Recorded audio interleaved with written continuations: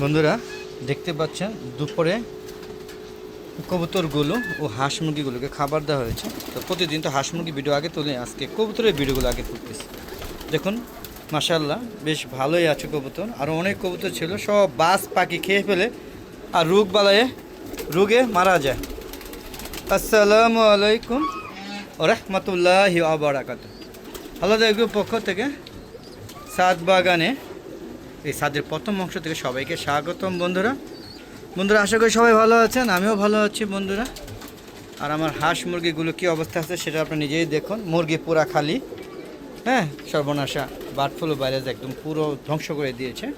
আর কবুতরগুলো পর্যায়ক্রমে বাস পাখি প্রতিদিন 4টা-5টা করে নিতেছে। 4টা বাস পাখি 2 জোড়া আর কি। দেখতে পাচ্ছেন এখানে দেশি মুরগি আছে 3টা। এই যে একটা লাল কমলা রঙের মোরগ, একটা সাদা মুরগি, আর এটা কী কালার আপনারাই বলুন, হালকা লাল ও মানে বিস্ত্র কালার আর কি। যাক, দেখতে পাচ্ছেন কিভাবে কবুতরগুলো সবাই এক ঝাঁকে কবুতরগুলো খাওয়া শুরু করেছে, দেখতে পাচ্ছেন। আর পাশাপাশি তাদের বাবুদেরও খাওয়াতে যাচ্ছে।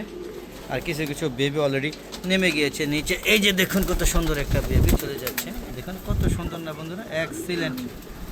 কি কথা বলবেন আপনারা, কমেন্ট করবেন, তাহলে ভালো লাগবে ভিডিও করতে, আর না হলে ভালো লাগে না, মানে বোর হয়ে যায়। তো বন্ধুরা এই ছিল আমার এই কবুতরের দুপুরের কর্মকাণ্ড। দেখুন কিভাবে ওরা উড়াউড়ি ঝাঁকাঝাঁকি করে খাওয়া দাওয়া নিয়ে ব্যস্ত আছে। দেখতে পাচ্ছেন কত রঙের কবুতর, কত ঢঙের কবুতর, হ্যাঁ, বিভিন্ন বর্ণের বিভিন্ন জাতের কবুতর আমার এখানে বিদ্যমান। তো আশা করি আপনারা সবাই আমার ভিডিওটা দেখে, হ্যাঁ, লাইক করবেন এবং শেয়ার করে সবাইকে দেখার সুযোগ করে দেবেন, আর সাবস্ক্রাইব করে পাশে বেল আইকনটা ক্লিক করে দিবেন। তাহলে বন্ধুরা নতুন নতুন ভিডিও আপলোড করার সাথে সাথে আপনারা নোটিফিকেশন আকারে ইউটিউব চ্যানেল ভিডিওগুলো দেখতে পারবেন। আর পাশাপাশি আপনাদের পুরানো ভিডিওগুলো ইচ্ছা করলে আপনারা দেখতে পারবেন কীভাবে আমি ছাদ বাগানটা তৈরি করেছিলাম, শুরু থেকে শেষ পর্যন্ত আছে। আর দেখুন এই যে শৌখিন মোরগটা দেখেন, সে এই জায়গায় থাকে, এই জায়গায় মানে মিলেমিশে এই জায়গায় খায়। যত ভাইরাস আসুক না কেন সে বেঁচে থাকে। দোয়া করবেন সে যেন আরও বেঁচে থাকে। আমি চাই না যে সে মরে যাক, আপনারা দোয়া করবেন। এইভাবে সবাই বেঁচে থাকতো তাহলে তো আমার ছাদে কোনো ক্ষতিই হতো না, তাই না বন্ধুরা? কিন্তু সবই তো চলে যায়, সে মালিকের দুঃখ বুঝে, মালিকের দুঃখ বুঝে, তাই আমার কাছে থেকে গেছে এবং আশা করি এখনও বেঁচে থাকবে। জানি না পরবর্তী বছর তোকে দেখাতে পারবো কি না। এ পর্যন্ত তো 6টা বছর সে আমার সাথে আছে। চীনা হাঁসগুলো এখন তো আমরা একটা ডিম পারে না, আর রাজহাঁসও ডিম পাড়া টোটালি বন্ধ। জানি না কবে নাগাদ ডিম দিবে।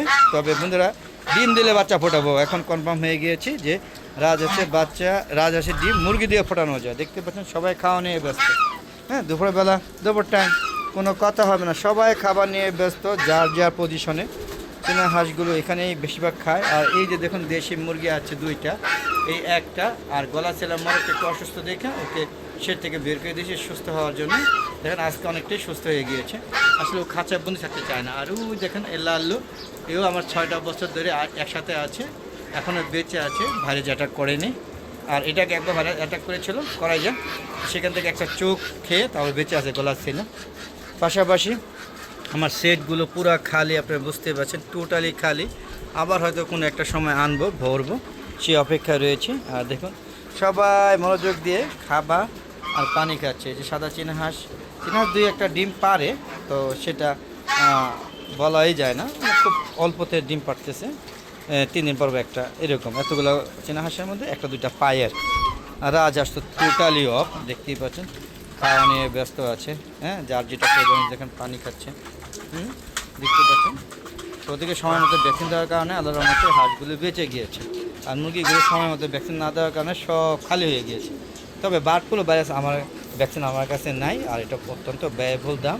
যারা খামারি, যারা 6,000 5,000 হাঁস মুরগি লালন পালন করে তাদের জন্য। আমার মতো এই যে 100-200 মুরগি পালন করি, তাও সব প্রতি বছর মরে মানে শেষ হয়ে যায় বিভিন্ন ধরনের মুরগি। এখন তো 2টাই আছে, আপনাদের দেখার চেষ্টা করলাম। আর ওই যে সেটের ভিতরে 2টা, আর নতুন এনেছি, বিশেষ ফার্মে এনেছি, 12-11 কত টেস্টে এনেছি। এগুলি বাচ্চা, এগুলো বড় হলে আবার দেখাবো।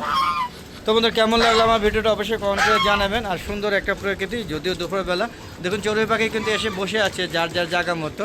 আমি চলে যাওয়ার লগে খুমড়ি খেয়ে পড়বে এই ধান এবং মিক্সড খাবার খাওয়ার জন্য। দেখতে পাচ্ছেন আমার ছাদে কিন্তু এই যে এখানে ওয়ালটাও আমি বাদ রাখি নেই, হ্যাঁ, গাছ লাগানোর চেষ্টা করেছি। টমেটো কিন্তু ধরেছে, কিন্তু দেখলে হাসবেন, ওই দেখেন মাত্র ধরতেছে আর কি। আর ওগুলো তো কলমি শাক লাগিয়েছে, সেগুলো আগে ভিডিওতে দেখেছি, আবারও দেখাবো ইনশাআল্লাহ। দেখেন এই হাঁসটা ঝাপটিয়ে গোসল করছে, আমার ক্যামেরা দফা ঠান্ডা করে দিয়েছে, দেখেন পুরো নষ্ট করে দিয়েছে, হ্যাঁ, পুরো ভিজে গিয়েছে ক্যামেরাটা, মোবাইলটা। তো বন্ধুদের সামনে যেতে পারছে না, ও ওর মতো পাকা ঝাপটিয়ে গোসল নিয়ে ব্যস্ত, দেখতে পাচ্ছেন। যদিও ছাদ একদম খালি খালি হয়ে গেছে, আগে ছাদে ঢুকলে হাঁস মুরগি, হ্যাঁ, কল হলে ভালোই লাগতো। হ্যাঁ, তারপরও এখনও চলে আসি, এদের যে কটা আছে এই কটা নিয়ে আমি আস্তে আস্তে এগিয়ে যাব। আর বন্ধুরা, আমার ইউটিউব চ্যানেলও আপনাদের এই ছোট ছোট ক্ষুদ্র ক্ষুদ্র দেখা এবং সুন্দর সুন্দর মন্তব্য থেকে আস্তে আস্তে হয়তো একটা পর্যায়ে বড় হবে। যদিও 4 বছর হয়ে গিয়েছে, এখনও মনিটাইজেশনের দ্বারে কাছেও যেতে পারি নাই, বরং আরও ভিউ কমছে। আশা করি নেক্সট টাইমে আরও ভালো কিছু আশা করতে পারি। আপনারা আমার ভিডিও দেখবেন, এই আশাই ব্যক্ত করে আজকের মতো বিদায় নিচ্ছি। সবাই ভালো থাকবেন, সুস্থ থাকবেন, নিরাপদে থাকবেন। আর এই আশা নিয়ে আজকের মতো আবার নতুন কোনো পর্ব নিয়ে, নতুন কোনো ভিডিও নিয়ে হাজির হব। ততক্ষণে আমার হালাদা এগ্রো চ্যানেল পাশে থাকুন, আর মিজান এগ্রো ফেসবুক পেজে থাকুন, মিজান এগ্রো বিডি ফেসবুক পেজে থাকুন। আসসালামু আলাইকুম ওয়া রাহমাতুল্লাহি ওয়া বারাকাতুহু। বন্ধুরা, বিদায় নিচ্ছি, খুদা হাফেজ।